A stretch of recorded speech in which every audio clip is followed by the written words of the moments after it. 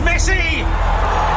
It is the cleanest of clean finishes from the best on the planet. It's time for the biggest sports stories. Liverpool, the champions of Europe, are top of the world. The biggest interviews. That such a great spectacle is ruined by such thuggish behavior. And all the analysis right here. He's the one player that has the arrogance to think that he can play in any stadium in the world and any pitch in the world in front of any player in the world and take them on. Every weekday, it's my sport, it's your sport. It's ZiFM Sport. Let's join the team for the biggest show in the world of sport on ZiFM Stereo. My station, your station. It's a Friday, everybody, the beginning of the weekend. The weekend starts right here. And the reason why we say that your weekend starts right here is because we get it off to the start that it deserves. Yes, indeed. It's ZiFM Sport on a Friday, and the team is here. Chris Midzi, Alois Bunjira, Simba Fupa Jena. My goodness, good to have you back in the studio, buddy. Been a long time since we had the opportunity to press the flesh, as they say. So good to have you back in the studio, Simba. Welcome back, Sims.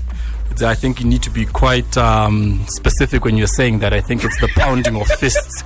So yeah, it's good pounding to be back. Of fists, exactly. No shaking of hands, socially distanced and all that. My name is Barry Manandi. Our producer, as always, is Sean Tafire Nyika. Going to be a good show because on the home front today we're talking about Pakistan batsman Fawad Alam. He steered his side to a 198-run lead over Zimbabwe at stumps on day 2 of the first test following his impressive knock of 108 not out at Harare Sports Club. We'll give you the thoughts of the ZiFM Sports team on how that first test is going for the Chevrons. In international sports news, Sharks coach Sean Everett and said Springbok captain Siya Kolisi is ready and waiting for the challenge that'll be thrown to him by his former Stormers teammates when they meet in the Rainbow Cup South Africa at the Cape Town Stadium tomorrow. We'll have more international sports news for you when we take you around the world in 60, starting off in England, where Joseph Parker has promised a return to the explosive performances that made him an unbeaten world heavyweight champion when he faces Derek Chisora tomorrow.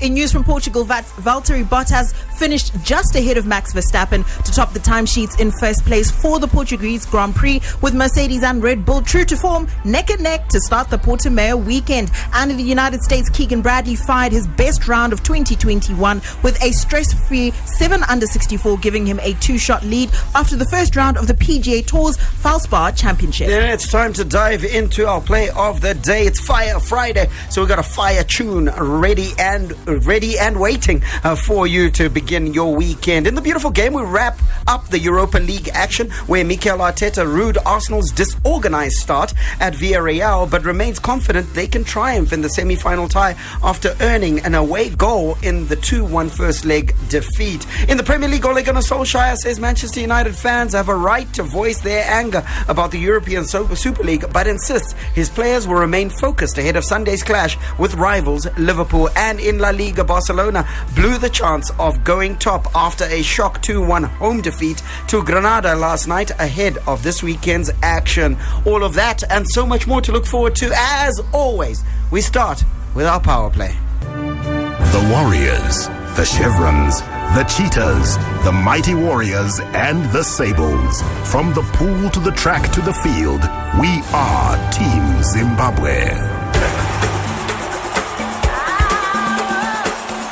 The Home Front. Local sports news and analysis.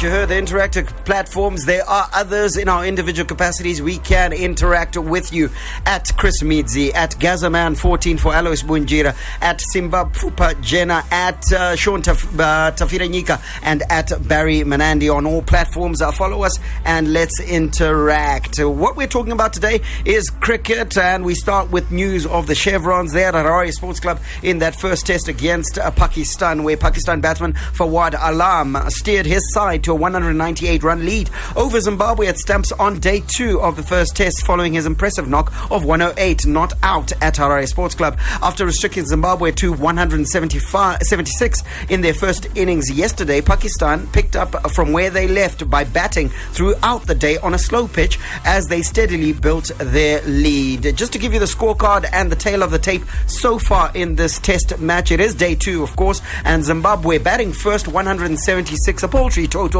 if you think about it in test terms. Roy Kahia justifying his selection and actually saying to the selectors, what took you so long, scoring a noble 48. He top scored for Zimbabwe. Shaheen Afridi taking 4 for 43, no surprises there. Hassan Ali taking 4 for 53. They did all the damage with the ball for Pakistan, and then Pakistan in response are 374 for the loss of just 6 wickets. Fawad Alam is carried his bat today, 108, and then Imran Butt 91. Abid Ali with 60 runs. My goodness, some big scores there.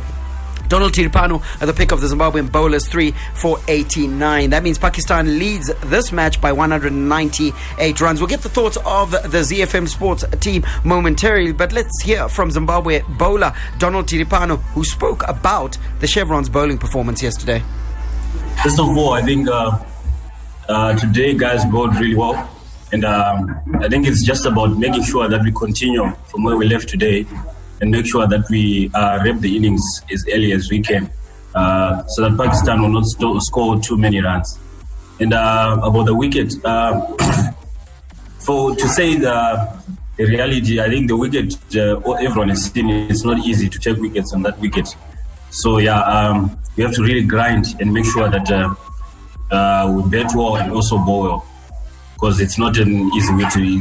The wicket is a bit flat.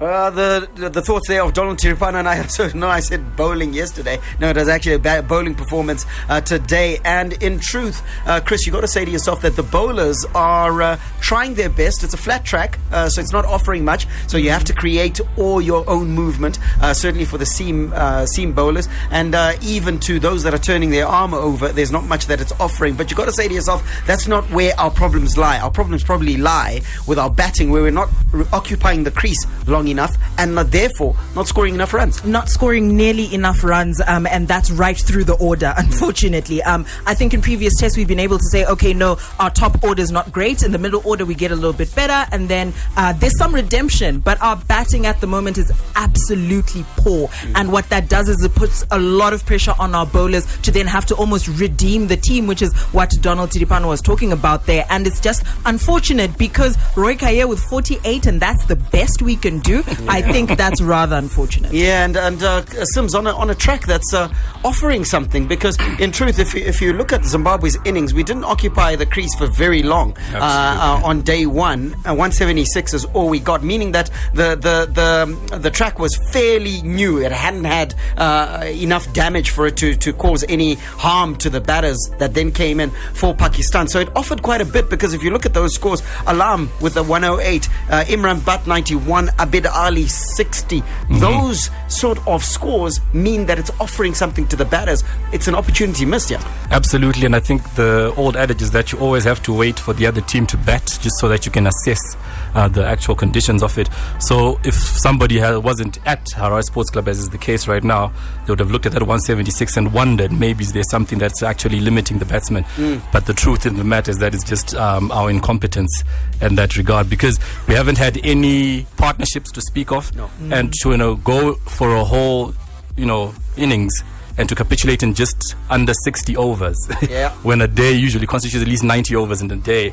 I think that's not good enough. So by the time the Tiripanos come, like Chris has said, to try and bring things back on track, they're really not doing that much. I think it's good that the wickets have started to fall. We are a bit in the tail, but with that batsman still in on 108, that's the prize wicket, and if he keeps going on, I'm sure the other batsmen are competent enough to just keep knocking around and giving him as much of the strike. And right now it's just about how much more they can add onto the scoreboard.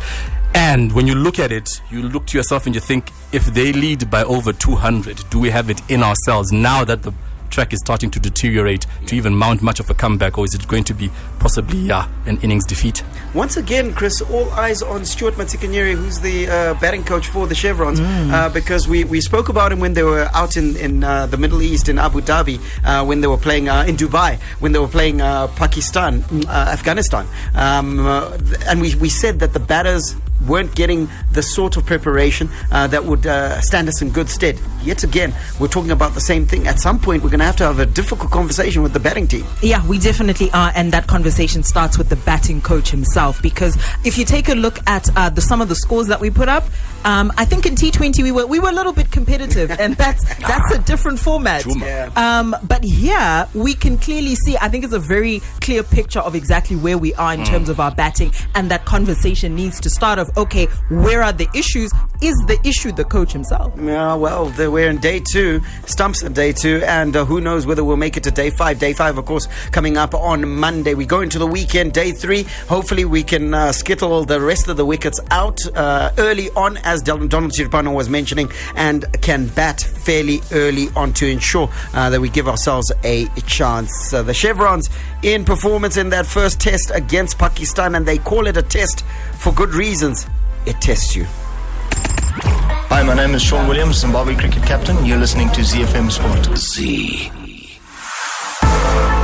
All right, sticking with our cricketing theme, this time we talk about the controversy that rocked Zimbabwean cricket nearly 10 days ago, where Heath Streak was sanctioned by the ICC and banned for 8 years for giving out information in his time in various capacities in the world of cricket. Now, Heath Streak has responded for the first time in his own words, and he claims poor judgment sucked him into the mess, which triggered his spectacular fall from grace, leading to an 8-year ban from cricket. The former Zimbabwe captain and coach insisted he never fixed a match or participated in any spot fixing during his entire career in the sport. And having a read of that statement, Sims, the contrition certainly came across for me, and it seems a man who has genuine love for the sport and perhaps naivety, or somebody who felt that they weren't giving out too much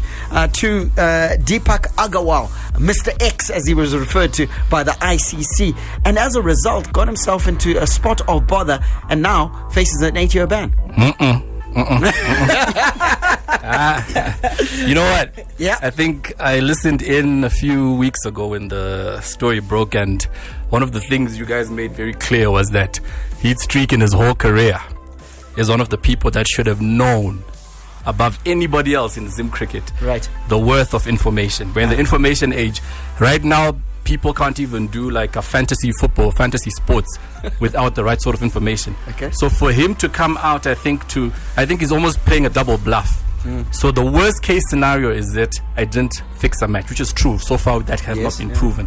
But you can't then dumb down. And the ICC has confirmed the same. Yes, and you can't then dumb down what he did do, because the information is the stuff that can eventually lead to the spot fixing. So he could have been the source of it, but not necessarily the person that ultimately fixed the match or led to certain things happening. So are you happy, in inverted commas? Are you content? Do you feel that the 8-year ban is justified, or is it a bit of a sledgehammer? I think the 8-year ban is justified because of, like we're saying, he's not like a novice. He's been captain, he's been a coach. He's been a coach in several capacities. So, and then he runs an academy. So these are the things that even when you're running an academy, you're actually telling the people that are coming through your academies to look out for. So for him to then play the naivety card and say, I wasn't quite sure, it was a momentary weakness. Anytime someone comes to you and even asks for the starting the lineup, you should have your antenna up. You should just be wondering what it is.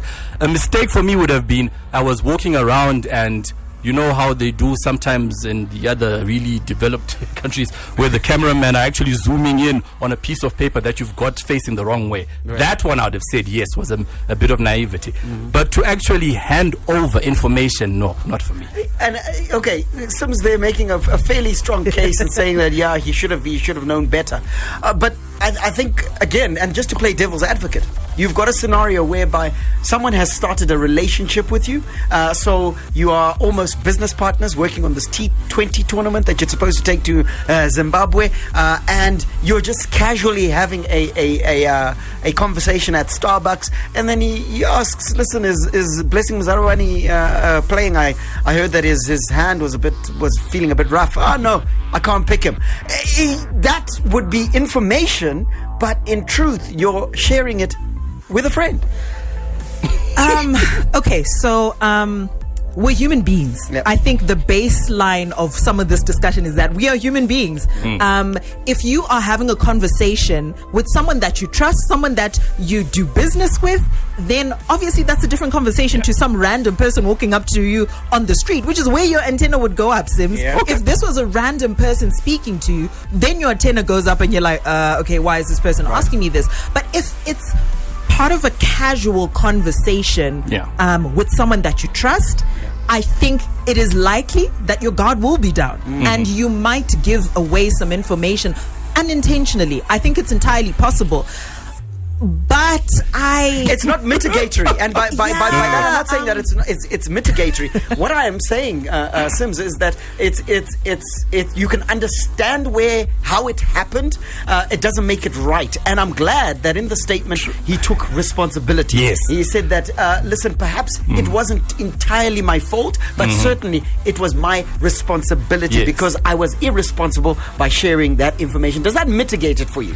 Slightly, yes. I think I like the tone in terms of what you said. It did sound like there was an element of contrition in that, but I still go back to like when you were mentioning that if within a circle of trust and this stuff is being mentioned, and you gave a scenario which is very plausible. I mean, you can't be sitting there and then you just give off the fact that someone's got a hamstring injury. Yes. But what I got from what the ICC then dug up was that this was a series of encounters. Every second encounter, and you still, your antenna is not still up, and you still think I'm just sharing information. That's why I'm saying, I think even when they're training the youngsters, it's like, what are the sort of scenarios that someone could come up to you to try and siphon information? Right. And I think that's one of the ones that, like the one that you've done some role playing in. So for me, I think because it went on seemingly for a period of time, yes, there was the element of the business side of things to do with the academy and setting up a tournament. But when you then think of the information that was then gathered, it's like, what does that have to do with setting up the tournament? Yeah. So that's where for me then these scenarios start to kind of get dampened down. Akavarwa is the scenario, and Heath in his statements claims that he never benefited from his relationship with the shamed Indian bookmaker Deepak Agarwal, the man who brought him down. The only two gifts he received from Agarwal claimed Streak were a bottle of whiskey and an iPhone for his wife. Streak has now pleaded for forgiveness for letting down his country, which invested its trust and full support in him throughout his career. He was sanctioned by the International Cricket Council, ICC, for flouting the code which safeguards the game from corruption. Streak claims that he was a victim of his poor judgment, which should have reminded him of the pitfalls of his association with Agarwal. Taking responsibility, but that doesn't change the 8-year ban. Heath Streak, spectacular fall from grace. Hi, my name is Sean Williams, Zimbabwe cricket captain. You're listening to ZiFM Sport. Z. To wrap up our cricket feature, let's give you the IPL weekend fixtures very quickly. Mumbai Indians versus the Chennai Super Kings. Yes, the tournament is carrying on. It is continuing. Rajasthan Royals take on the Sunrisers Hyderabad. Punjab Kings take on the Delhi Capitals. And the match that is on right now, Punjab Kings take on the Royal Challengers Bangalore. That is RCB. And in their allotted 20 overs, the Punjab Kings scoring 179 for the loss of 5 wickets. That's an identical score to the test score for the Chevrons. My God. In the T20. And then the Royal Challengers Bangalore are batting right now. They have faced 7.1 overs. They are currently 46 for the loss of 1 wicket. So that match ongoing. We'll try and give you an update if we get a chance as we continue with the show. Local Sports News Roundup comes up next. We've got boxing, athletics, and the Castle Premier Soccer League. There's good news coming out of the top tier of domestic football. How is it, guys? Elvis Tikolayo Pomba Moyo, WPF. This is the bomb. All Africa heavyweight champion 2-time. You are listening to ZiFM Sport.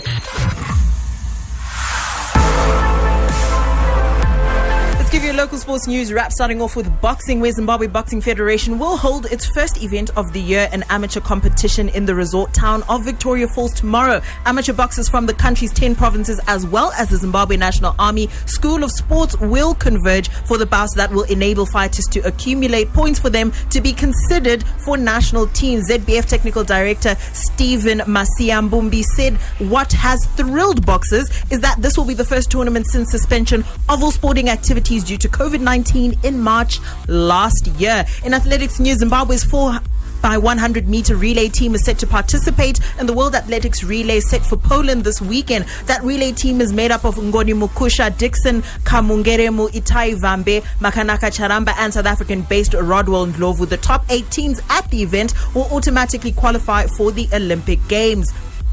And that bit of good news Barry was talking about, the Premier Soccer League family converged for their annual Indaba as they were expected to complete their formalities of how domestic football will return. The league have proposed league action gets underway on the 15th of May. We have a date, ladies and gentlemen. PSL Chief Executive Kenny Ndebele said the success of this league tournament will guide them on when to restart the league championship. Alois, we have been waiting. There have been talks about talks to have conferences to discuss, and we finally have a date. Are we going to finally see this resumption of football? Yeah, hopefully we are. I was just confused about the terms league championship and league league tournament. Yeah, so the terminology. I think the tournament is that bubble concept where there are 4 venues, the 4 groups that'll go to a quarterfinal and then a semi and ultimately a final. And then I think the statement is that if they see that the first 3-4 weeks of the tournament are going off without a hitch, then they will include the league program, because the league program can start at any point, and they can immediately crack on with it. Oh, okay. Yeah, let's hope that is what it means. But the beauty of it is that the league tournament is starting, so at least we've got something. So we're gonna watch, and obviously, just like the PSA or like Perry said, we also from the fans' point of view will be watching closely as well. So we are anxious. We're all anxious. We wanted football back, and football is back. Well done to Ken Ndebele and his team. Well done to the Zimbabwe Football Association as well. I'm sure they're also involved in this. And I would say well done tongue in cheek, because that's why I say it took so long. And there is confirmation, guys, that the league proper will start on the 17th of July. So we've got both days. We've got for the tournament and the championship. Yes. Okay. So it looks like with the 17th of July, Chris, we might actually be looking at a movement of the calendar to something that resembles the European calendar, going towards a May sort of conclusion, if we go the full league program, which we're likely to do, and we don't have any COVID-inspired disruptions, because, third waves, fourth waves, and all sorts. Local music on your station of choice.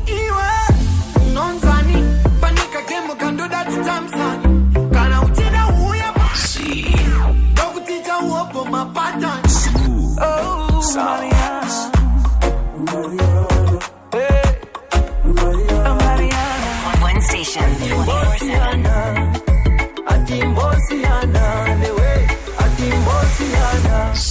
Rockin' the nation in one voice. From the front of the grid to the back of the net, it's ZiFM Sport. International Sports News Roundup, where the world comes out to play.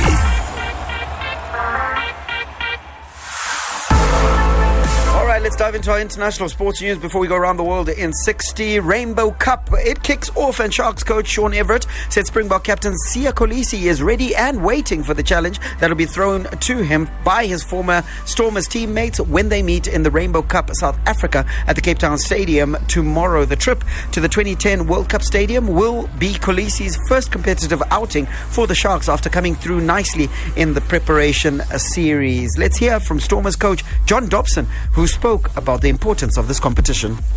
I've sat with the chairman. We've gone through what the team looks like for this competition, what the team and our approach is, which is to do as well as we can. You know, we got the license, not license to lose, but license to develop in the preparation cup. This competition we play now, the Rainbow Cup, or what it is, will be a performance competition for us, and we owe it to the national cause. You know, we know that Stephen and a lot of our guys in the Lions alignment camp. I think we had 9 guys in that room last Monday with the Springbok alignment camp. We have to give them as much rugby. That's the point of this competition now. We know what our Currie Cup squad looks like, and it's a really exciting Currie Cup squad without them, which is a credit to the depth and what we're doing here. We know that for probably the first half of Pro 16, or the first few months of Pro 16 this year, we'll be probably without our Springboks if they go to Rugby Championship and if they go on an end-of-year tour. So we've prepped for that, and that's, you know, the signings, a couple of signings we're still going to announce. So no, for this competition right now, full metal jacket, week in, week out, build consistency and coherence, and give these players every chance they can to get match fit and prove themselves on the national stage. So that'll be literally choosing our best team as we can every week. You know, if there's a 50-50 call, we might give another wing an opportunity if it's a really tight call, just to build a bit of depth, and then going to the Currie Cup. Well, we've had Super Rugby SA, then we've now got Super Rugby Unlocked, I think they called it, in South Africa, and then now we're having the Rainbow Cup, and then we're going to lead into the Currie Cup, Sims. You think about this Rainbow Cup, it's like a gap filler for that Pro 14 tournament that was largely very exciting, because you saw the Cheetahs performing quite well against the Northern Hemisphere Heineken Cup team, so it seemed like it was a good concept, but travel restrictions have brought us here, and the sad thing is that the Cheetahs, doing so well in the Pro 14, have been left out of this Rainbow Cup. What on earth happened there? Yeah, starts to bring up some memories of Kuvarwa Panze with Super League. Almost like they've looked at the franchises that have the most clout and just opted to go with those, I think, for now. And they call it the Pro 14, but it looks like when all teams there can actually be 16 teams involved, but I think for the sake of just maintaining a name, they're going to continue to call it that. But I'm also not too happy about calling it the Rainbow Cup. It just doesn't. I mean, when you listen to Aotearoa, yes. You know, it's a bit soft, isn't it? Yeah, but I think as a concept, just to get South African rugby going again, also with an eye on the British Lions tour that's coming up in July and August, I think it's a step in the right direction. Obviously, the majority of the players from the Springboks will be drawn from those 4 main franchises. Chris, the Cheetahs notwithstanding, having been Kuvarwa Panze, the franchises that are in there, your Bulls, Lions, Sharks and Stormers, are very strong franchises, and it's still going to be very competitive rugby, especially starting with a tie that pits Siya Kolisi against his old team. I mean, that's a dream start, isn't it? It's a dream start, and to be honest, I think this was done almost intentionally to create the spectacle. Everyone knows that Siya Kolisi's move was a little bit controversial. We all know some of the reasons why. Rock Nation is involved in this as well. So I think this is almost creating that entertainment factor intentionally. And quite honestly, I think it's going to work. Everyone wants to see how Siya Kolisi is going to slot into the Sharks. Is he going to be able to win that first time out against his former team, the Stormers, which is one of the strongest franchises in South Africa? So I think this is just set up to be a blockbuster. All done quite intentionally. Still watching it. Absolutely, and it should be a spectacle on TV. I completely agree with you. And Siya Kolisi pulling on that Sharks shirt, he might just get a rash because he's been at the Stormers that long. Yes, Sims as a Stormers fan. The other match, of course, pits the Bulls versus the Lions. Super Rugby Aotearoa result, the Hurricanes finished a disappointing season on a high with a 41-22 win over the Highlanders in Wellington. Tomorrow's match pits the Blues versus the Chiefs. History will be made tomorrow in the first ever women's match between Super Rugby clubs will be played in New Zealand. The Blues and the Chiefs will be part of the inaugural women's Super Rugby match, with the hope that a Super Rugby women's competition will one day soon become part of the women's schedule. And we say here, hopefully it it'll be a roaring success. Across the pond in Australia, Super Rugby AU weekend fixture 4 years after Western Force were cut from Super Rugby, leaving players in tears and Australia divided. The Perth-based side will feature in their first playoff with much of the country behind them. The Force will play Saturday's semi-final against the defending champion ACT Brumbies in Canberra for a chance to meet the Reds in the title decider next week. That's your rugby weekend. It's a power-packed one. So if you love rugby, you've got lots to sink your teeth into. Hi, I'm JC Krill, Springbok and Blue Bulls backline player. You are listening to ZiFM Sports. Around the world in 60 seconds. International sports news.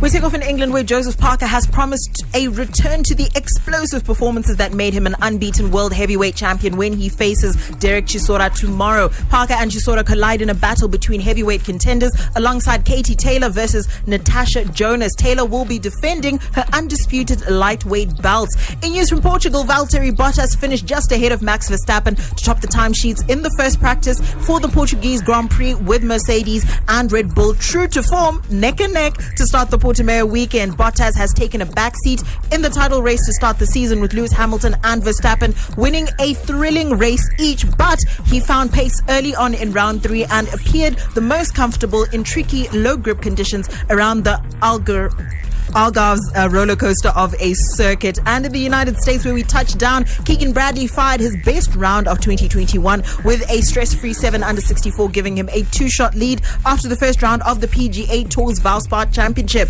It was an all-round just great day, basically zero stress the whole day. I didn't come close to making a bogey, so that was a really fun day to be out there and playing, Bradley said. Action at the Valspar Championship continues throughout the weekend. The big leagues, the big teams, the big players. The beautiful game on ZiFM Sport. Let's give you some Europa League action from last night. Mikel Arteta rued Arsenal's disorganized start at Villarreal, but remains confident they can triumph in the Europa League semi-final tie after earning an away goal in the 2-1 first leg defeat. Arsenal trailed 2-0 in the first half to former manager Unai Emery's side and were further rocked after the break when Dani Ceballos saw red. Alois, this was a golden opportunity for Arsenal. We took a look at this when the draw was done and we said, you know what? This was possibly one of the best teams that Arsenal could have got. Looks like they're bottling it. I can't really say that they're bottling it. You know, they're playing away. That was an away match. They lost 2-1. They're still in it. You know, any other team would love to lose 2-1 away from home. So I don't really think they're bottling it. But it's a team that they could even beat away from home. Exactly. Yes, they could actually beat that team. But I'm sure that they can actually take it home and say, you know what, we lost 2-1. We can still beat this team. Yes, we bottled this one, but we can still go out and beat them in London. So I still think that they still have a chance. But hey, from the social media comments, from the Arsenal fans themselves, they feel like it's hopeless. Like they feel like it's hopeless. But still, when you look it on paper, if you didn't watch, you don't, you know, away matches when you play 2-1 is a very good race, a very comfortable scoreline to take home. And in truth, Chris, if Pierre-Emerick Aubameyang had been a little bit sharper, had more game time under his belt, I believe that last chance that he had, that he fired into the keeper, he would have slotted it home. And 2-2, then the tie is absolutely open. I think this one is still very much open. I think when they go to the Emirates, they could do a job. I think when you look at it on paper, like we're all saying, it looks like they're back in the tie. What is really stirring You're about to throw cold water. What's getting the blood boiling for most of the fans of the Arsenal is the performance. This is why some fans are wanting to go to their moms to get a hug. Like Sean. Good evening, Sean. And when you look at that, then I think theoretically, yes, we look at it and we think when you have a tie like this, it's the away goal and then you can bring it back home and then finish them off. But when you look at how Villarreal played, they've also been looking at it and thinking we can also go to the Arsenal at the Emirates and also score a goal. And then if they get that first goal, then I'm not too sure whether the Arsenal still have it in them to really mount a challenge. They've been blowing hot and cold. It looks like in the cup matches they're really good. In the league is where they haven't been so good, but yeah, it's still up in the air. But it's still if for Villarreal, if they score, exactly. Arsenal have already scored it. They already have that away goal. So for me, they'll take that one and say, I But don't they're know still why behind. their fans are so angry at their team. If it was Manchester United, we had lost 2-1 in Rome to Roma, I would have said, you know what? They're coming to Old Trafford. That's easy to say. That's easy to say when you've got a 6-2 lead. Oh, yeah. And speaking of Manchester United, they produced a scintillating second half fight back to put one foot in the Europa League final with a thrilling 6-2 semi-final first leg victory over Roma at Old Trafford. Sims, we're seeing these big scores from Ole Gunnar Solskjaer just quickly, and it's getting difficult not to like this guy. Yeah, I think the thing is his personality doesn't lend itself easily to that. He has never really coached at this level. But the fact of the matter is, I think Barry was alluding to the same fact that it's a results-based industry. The reason why he keeps doing what he needs to do to extend his own contract. Unfortunately, he's always going to be playing against history. But right now, he's making his own sort of history with this caliber of squad. And right now, he's positioning United in a position where some other talent from back there, like last season, that were not willing to come, will look at it now and start to say, make a bit of sense. All the rivalry. Here is Harry Kane for Tottenham. Oh, what a goal! A classic derby goal from Harry Kane. Catch him if you can. All the stars. Oh, back here's Liverpool 2 in front. Talk about impudence. Talk about improvisation. Talk about Sadio Mane. And all the game-changing moments. And Raheem Sterling rattles it home. And once more, City are in front in a trice. All the updates from the Premier League on ZiFM Sport.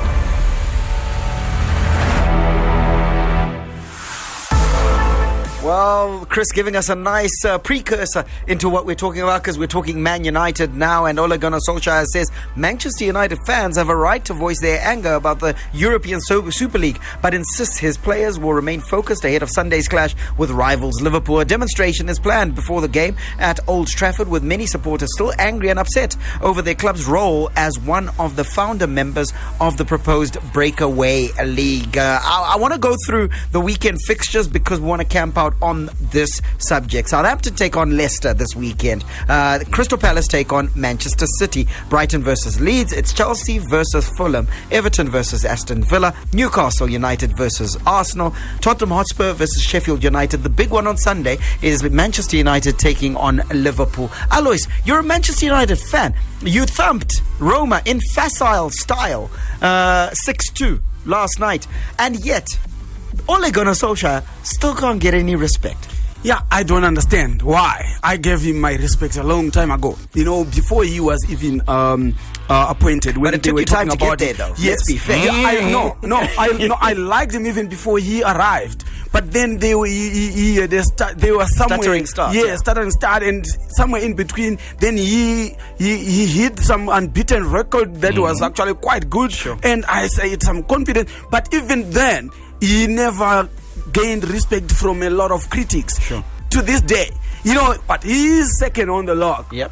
He is in the Europa Cup semi-final. One foot in the already in the final. I wanted to say 1 foot in, you know, and still people have not given him the respect. But the respect coaches that are under him, they say, these ones are already good. They are good.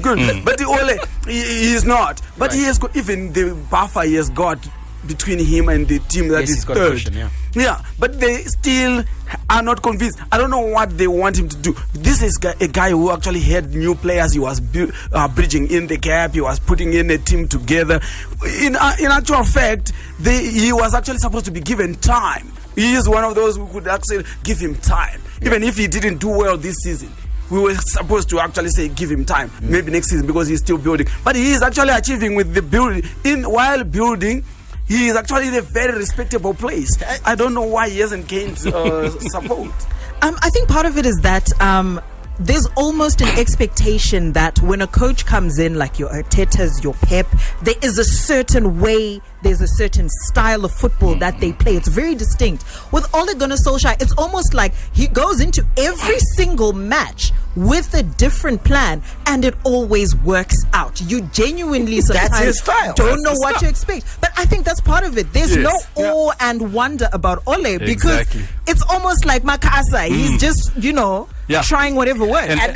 And it's working, isn't it? But it's working. And I think when you said that, I then remembered the other discussion that was being had where they're saying, but he's failed to make Old Trafford a fortress. Then the flip side of that is that when you look at their away record, that's on a record-breaking run as well. And it's 3 points either way. So do we really care whether we get them home or away? The fact of the matter is he's also going and laying down a marker in the backyards of every single Premier League team. And I think for me, it's the mentality that is actually instilled in those boys. You can now see the progress. And where people are not giving him the credit is that the success that United is usually accustomed to has not yet, in terms of what you call it, trophies. But in terms of progress, definitely he's on the right track. Okay, so we've discussed Ole Gunnar Solskjaer. We need to discuss the game. And there's talk of the protest. I'm not going to sort of linger on the protest because I think that the fans essentially want Ed Woodward out now. They want the ownership to change and all sorts. That's going to take some time. So protest all the way. There's a game that's going to be played on the green grass between Manchester United and Liverpool. And regardless of league position, this match always has a fiery atmosphere. Fans or no fans, those players don't like each other. These are the two teams that have declared that they don't like each other. So form goes out the window and we deal with the 90 minutes that are before us. For a time now, Manchester United has had the wool over Liverpool and been able to get a positive result, whether it's a draw or getting all 3 points. How does this one go, Alois? Yeah, I think Manchester United are in a very good place at the moment. The confidence is very high. Even the fans' confidence is very high. I'll bet that they won't be in the stadium, but we will be there. We'll be watching. They say we can feel you. Yeah, they can feel us. Yes. So I think it's going to be explosive, like always. And obviously, Liverpool players, like you said, this is a situation whereby it's like Dynamos versus Cape United. Yep. It spills to the players. The players themselves, they want just to kick each other. So that's the same thing. I once heard the postcode saying the same thing again, that when we play against Liverpool, that's when I'm at my angriest. I play the game very angry. Yeah, I'm actually angry. Yes, yep. So I think the tradition still goes, and it's going to be a fierce battle. Whether the other one is number 10, the other one is number 2, it doesn't really matter. This is always a big match, even for the fans as well, breaking rights and everything. But in terms of incentive, you got to say to yourself, Chris, that Liverpool probably need this game, need the 3 points a lot more than Manchester United does, because like we were talking about earlier, Manchester United has got that cushion in second position. They've pretty much nailed it down. Liverpool needs to break into the top 4 if they want to. They need to win all their remaining 5 fixtures. It starts with this one. Yeah, it starts with this one, and I think there's a little bit of hoodoo about Manchester United and Liverpool as well that already exists there in terms of just in the recent history. We've had Manchester United, like you said, getting those wins, getting the draws off of Liverpool, but now we're seeing an almost resurgence of Liverpool, and the only thing is that the finishing for Liverpool is not where it used to be, and I think that's the critical error. If they're able to finish accurately on Sunday, they could blow Manchester United. Quite funny that was actually their best weapon in the years that they were doing well. When they finished second, when they finished first, it was their three strikers. Scoreline, sir. 3-1.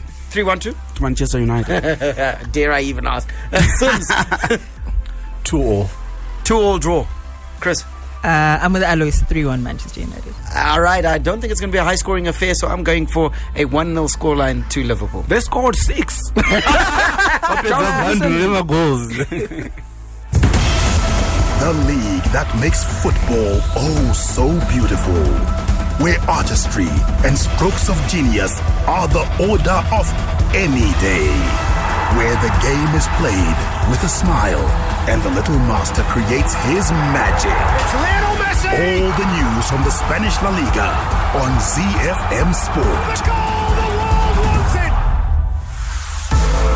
Let's take you into Spain now, where Barcelona blew the chance of going top of La Liga after a shock 2-1 home defeat to Granada last night. Lionel Messi struck his 26th goal of the season with 23 minutes gone to put the Catalans on course for the summit in a compelling title race. But Darwin Mackis equalized on 63 minutes, and Granada completed an unexpected comeback 11 minutes from time when substitute Jorge Molina headed from close range. Let's hear from football pundit Alejandro Moreno, who said that Barcelona's players have been disappearing in big moments. In big moments, at times this year, I go back to El Clásico second half. Today, when the game became 1-1, it was a disappearing act from Lionel Messi. And it is symptomatic of what Barcelona is this season. That he himself has 20 good minutes and then is no longer available. You can't see him, you can't find him. And when they needed him and they needed attacking players to take a leadership role for this team in the second half, when it was still 1-1, it's still 20 minutes to go, and you may say, you know what, we're at home against Granada. We're more talented than this team. We're better than this team. Let's go back to the things that we were doing in the first half with that sort of movement with the ball, on and off the ball. Let's get in behind. Let's find the spaces. There was nothing of that from Barcelona. Alois, you're making a face there. Do you agree with Alejandro Moreno? He's angry. He's angry. He's passionate. That was an emotional comment. But it's a big match. They know what the table looks like at the top, and they're playing Granada of all teams. This is not your Sevilla. This is not your Valencia. They've been doing well. Granada as a team, they're just emerging as one of the most improved teams in La Liga. But still, is Granada. They need to do away with teams like this so that they can win. When they open up the league like this, I'm afraid now they are opening it up for Real Madrid. Real Madrid, in instances like this, they will cruise. They will cruise. And that's why this guy is angry. He can actually know that with Real Madrid just behind, they can actually take it. Title race is wide open. The rest of your La Liga fixtures: Celta Vigo versus Levante, Aiba versus Alaves, Elche versus Atletico Madrid, Huesca versus Real Sociedad. Real Madrid will take on Osasuna, Real Valladolid, up against Real Betis. Villarreal versus Getafe. Granada will be taking on Cadiz, and Valencia will be up against Barcelona.